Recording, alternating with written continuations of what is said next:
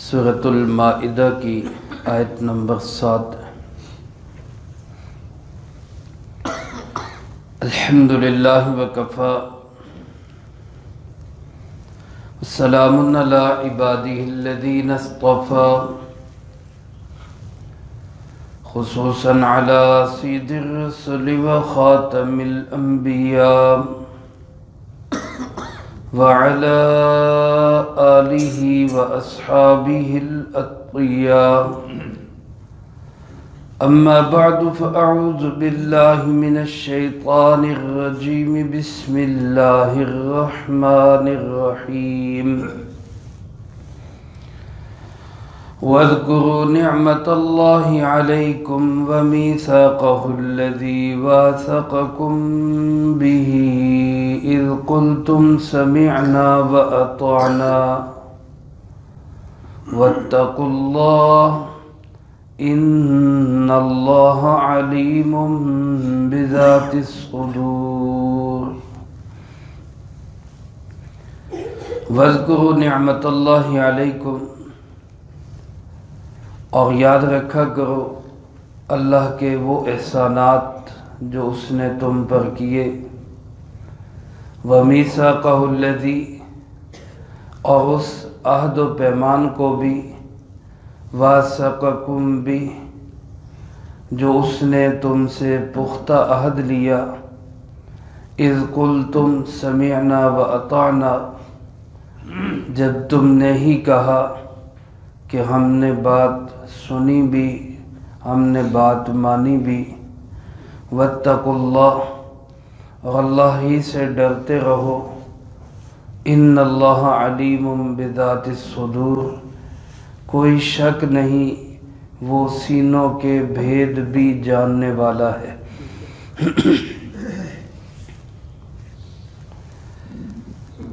اس سے پہلی آیت مبارکہ میں اللہ رب العالمین نے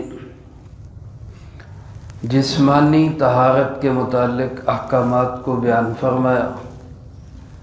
حدث اصغر ہو جائے یعنی وضو ٹوٹ جائے تو طہارت کا کیا طریقہ ہے، حدث اکبر ہو جائے یعنی غسل فرض ہو جائے تو طہارت کا کیا طریقہ ہے، اگر ان دونوں صورتوں میں پانی نہ ملے تو پھر کس چیز سے طہارت حاصل کرنی ہے اور کیسے طہارت حاصل کرنی ہے۔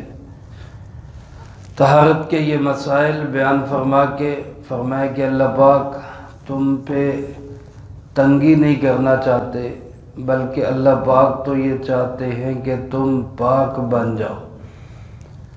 اس سے پہلے قلبی طہارت، روحانی طہارت کے لیے حلال اور حرام کے مسائل بیان ہوئے۔ یہ پاکیزگی اور طہارت یہ ذریعہ بنتی ہے اللہ کے قرب کا، کیونکہ اللہ رحمان کو طہارت پسند ہے اور شیطان کو نجاست پسند ہے۔ جب انسان طہارتوں میں رہتا ہے، پاکیوں میں رہتا ہے، جسمانی، روحانی، ذہنی ہر طرح سے پاکیزگیاں حاصل کرتا ہے، اللہ اس کو اپنا قرب نصیب فرماتے ہیں۔ یہ سب سے بڑی نعمت ہے انسان کو جو اللہ نے نعمتیں دی ہیں، بے شمار نعمتیں، بے شمار نعمتیں، بے حد و حساب نعمتیں۔ اللہ کی اتنی نعمتیں ہم دن بھر استعمال کرتے ہیں کہ اگر ہم ان کو گننا چاہیں تو گن بھی نہیں سکتے۔ ان تعدوا نعمت اللہ لا تحصوها، سارے دن میں کتنی آکسیجن استعمال کرتے ہیں، سارے دن میں کتنا پانی استعمال کرتے ہیں، سارے دن کے اندر ہمارے جسم کے کتنے اعضاء کیا کیا کام کرتے ہیں، سب کنٹرول ہے کس کا؟ اللہ رب العالمین کا۔ اتنی بے شمار، بے حد و حساب، ان گنت نعمتوں کے ساتھ وہ ہمیں پاک رکھ کے اپنا قرب بھی نصیب فرماتا ہے۔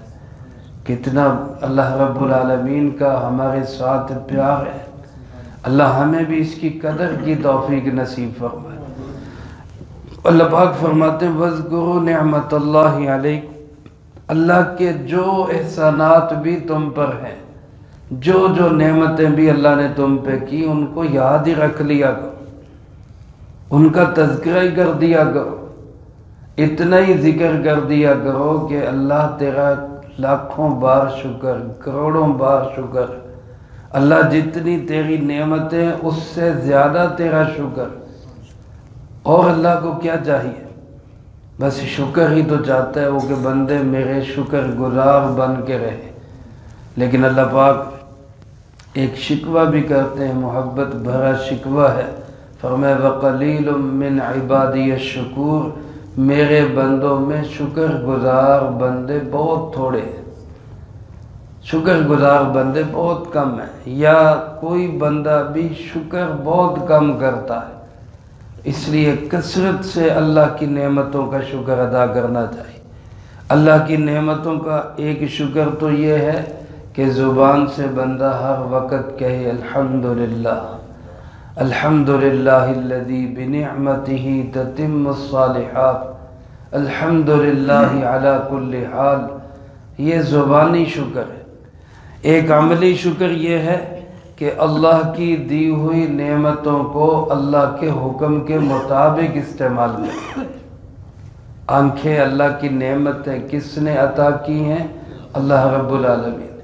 آنکھوں سے وہ دیکھے جس کو دیکھنے کا اللہ نے حکم دیا ہے، وہ نہ دیکھے جس کو دیکھنے سے اللہ نے منع کیا ہے۔ کان، اور اس میں سننے کی طاقت کس نے رکھی؟ اللہ رب العالمین نے۔ تو کانوں سے وہ سنے جو اللہ پاک چاہتے ہیں، اور جس سے اللہ پاک نے منع کیا کانوں سے وہ نہ سنے۔ زبان، اس میں بولنے کی طاقت کس نے عطا کی؟ اللہ رب العالمین نے۔ تو زبان سے وہ بولے جس کے بولنے کو اللہ پسند کرتے، قرآن کی تلاوت ہو، اللہ کا ذکر ہو، اللہ کی نعمتوں پہ شکر ہو، دین کی باتیں ہوں، یہ زبان کی نعمت کا عملی شکر ہے۔ چغل خوری سے، جھوٹ سے، غیبت سے، بہتان سے، گالم گلوچ سے ہم اپنی زبان کو پاک رکھیں۔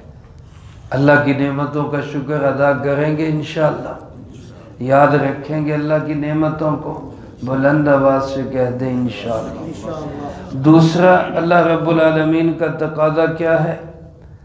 نعمتوں کو بھی یاد رکھو، یعنی اس پہ شکر گزار بنو، اور دوسرا تقاضا یہ وَمِيثَاقَهُ، اس عہد کو بھی یاد رکھو۔ میثاق پختہ وعدے کو، پکے عہد کو کہا جاتا ہے۔ الَّذِي وَاثَقَكُم بِهِ، وہ پختہ عہد جو اللہ نے تم سے لیا ہے۔ وعدوں کی پاسداری تو ویسے ہی ضروری ہے۔ اس سے سورۃ مبارکہ کا پہلا جملہ یہ ہے، یا ایھا الذین آمنوا اوفوا بالعقود، اے ایمان والو جو عقد، جو عہد، جو پیمان، جو وعدہ، جو بھی کسی سے کوئی معاہدہ کرو تو اس کو پورا کرو۔ تو اللہ پاک فرماتے ہیں نعمتوں کو بھی یاد رکھو، اللہ سے کیے ہوئے وعدے کو بھی یاد رکھو۔ وہ وعدہ کیا ہے؟ جب تم نے کہا تھا سمعنا واطعنا، ہم بات کو سنیں گے بھی، بات کو مانیں گے بھی۔ ہر کلمہ کو، الحمدللہ ہم سب کلمہ پڑھنے والے ہیں، بلند آواز سے پڑھ لیں، لا الہ الا اللہ محمد رسول اللہ۔ یہ کلمہ صرف کلمہ نہیں ہے، یہ اقرار ہے، یہ عہد ہے، یہ اللہ رب العالمین سے میثاق ہے۔ اس کا عہد کیا ہے کہ اللہ اب زندگی میری مرضی سے نہیں گزرے گی، تیرے حکموں کے تابع ہوگی، تیرے محبوب حضرت محمد، بلند آواز سے کہہ دیں صلی اللہ علیہ وآلہ وسلم کے طریقوں کے مطابق ہوگی۔ یہ عہد ہے، یہ میثاق ہے اللہ پاک سے۔ اور اس عہد کے متعلق ہم نے یہ کہا ہوا ہے کہ ہم بات سنیں گے بھی، بات مانیں گے بھی۔ اب اس کے بعد پھر اپنی مرضی سے جینا، اپنی خواہش سے جینا، اور اپنے نفس کی خواہشات کو پورا کرتے رہنا، یہ اس وعدے کی شدید خلاف ورزی ہے۔ ہماری زندگی اللہ کے حکموں کے تابع ہونی چاہیے، ہماری زندگی جناب محمد کریم صلی اللہ علیہ وآلہ وسلم کی سنت کے مطابق ہونی چاہیے۔ جتنا ہم اس کے قریب جائیں گے اتنا اللہ اس کے رسول کا قرب نصیب ہوگا صلی اللہ علیہ وآلہ وسلم، اور جتنا ہم اس سے دور بھاگیں گے اتنا ہی اپنے اللہ سے اور اپنے محبوب صلی اللہ علیہ وسلم سے دور ہوں گے، اور جتنا اللہ اس کے محبوب صلی اللہ علیہ وسلم سے دور ہوں گے اتنی زندگی میں بے برکتیاں ہوں گی، نحوستیں ہوں گی، پریشانیاں ہوں گی، دکھ اور تکلیف ہوں گے، مصائب اور الجھنیں ہوں گی۔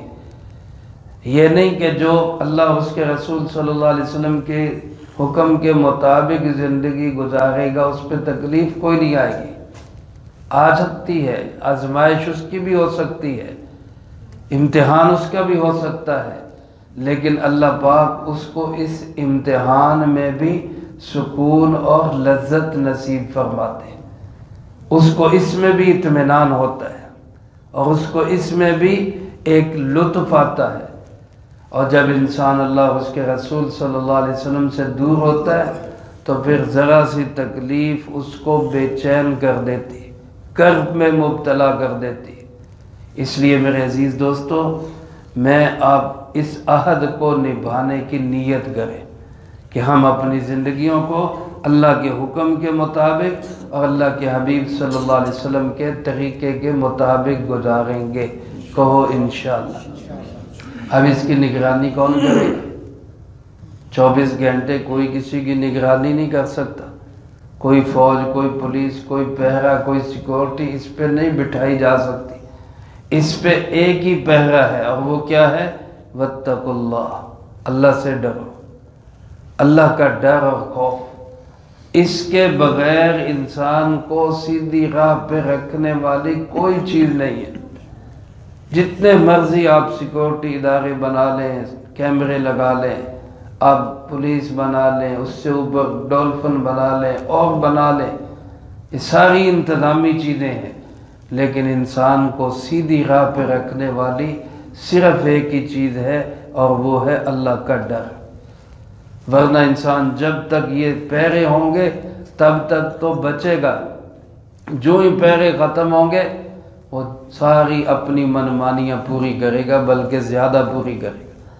اس لیے اپنے اندر اللہ کا ڈر پیدا کریں، ہر وقت یہ بات دل دماغ دھیان میں رکھیں کہ میرا اللہ مجھے دیکھ رہا ہے، میرا اللہ میری باتوں کو سن رہا ہے، میرا اللہ میری حالت کو جانتا ہے، میرا اللہ اب بھی چاہے تو وہ مجھے پکڑنے پہ قادر ہے۔ یہ 4 تصور جب ہر وقت دل دماغ میں ہوں گے تو پھر کسی کی جرأت نہیں ہے کہ وہ اللہ کے حکم کی خلاف ورزی کر سکے۔ جب ان تصورات میں کمی آتی ہے تو پھر انسان اللہ کے حکموں کو توڑتا ہے۔ اس لیے میرے عزیز دوستو، اللہ پاک بار بار اس احسان کو یاد دلاتے ہیں، بار بار اس میثاق کو یاد دلاتے ہیں۔ یہ بھی اس اللہ رب العالمین کی نعمت ہے، وہ چاہے تو زبردستی بھی ہمیں دین پہ چلا سکتا ہے یا نہیں چلا سکتا۔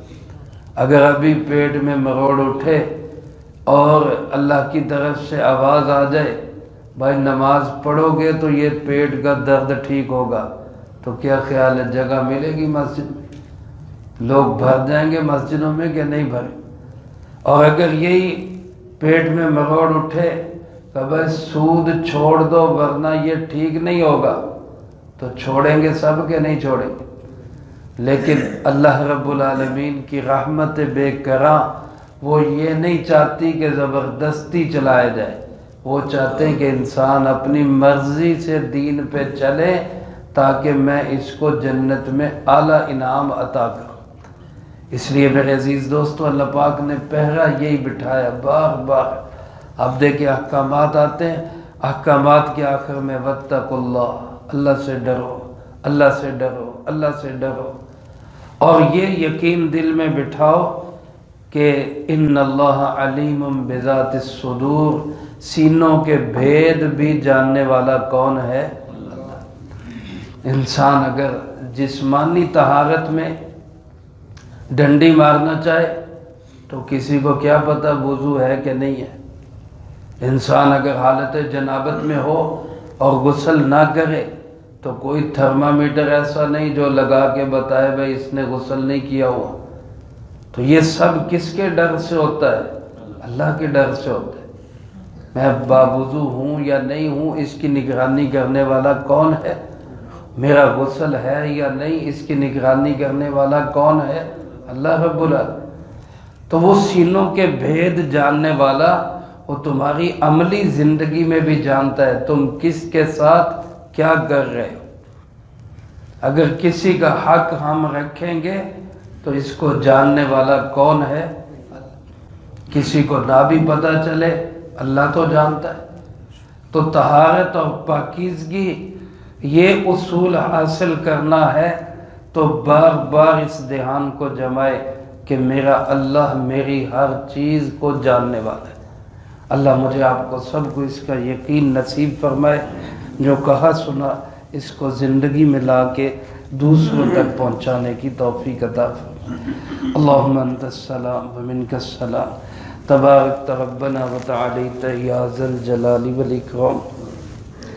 اللہم اعنا علی ذکرک وشکرک وحسن عبادتک، اللہم احسن عاقبتنا فی الامور کلها واجرنا من خزی الدنیا وعذاب الآخرہ، اللہم واقیتا کواقیت الولید، اللہم استر عوراتنا وآمن روعاتنا، اللہم انا نجعلک فی نحورہم ونعوذ بک